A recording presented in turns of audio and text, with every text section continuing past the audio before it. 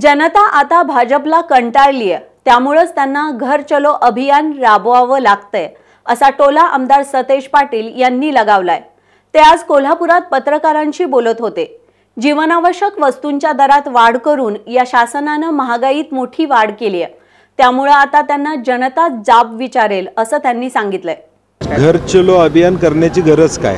काम केलेलं नाही म्हणून घर चलो अभियान चाललं। सिलेंडरचा दर वाढलेला आहे, त्याचं समर्थन करू शकत नाहीत। महागाई वाढलेला आहे, डाळीचे दर वाढलेले आहेत, तेलाचे दर वाढलेले आहेत आणि म्हणून एक मुद्दा घेऊन लोकांच्या आता घरात गेल्यानंतर माणसं काय बोलायला लागले, आता रथ काढला, त्या रथाला गावामध्ये बंदी घालण्यात आली। आता लोकांना देखील लोक जाब विचारतील घरी गेल्यानंतर की बाबा चूल चालू केल्या, परत गॅसचा दर परवडत नाही। ही चित्र पुढच्या काळामध्ये घरघर जेही जातील त्यावेळी लक्षात येईल की नेमकं या 10 वर्षाच्या कार्यकाळात सामान्य माणसाची अवस्था काय हे त्यांनाही लक्षात येईल।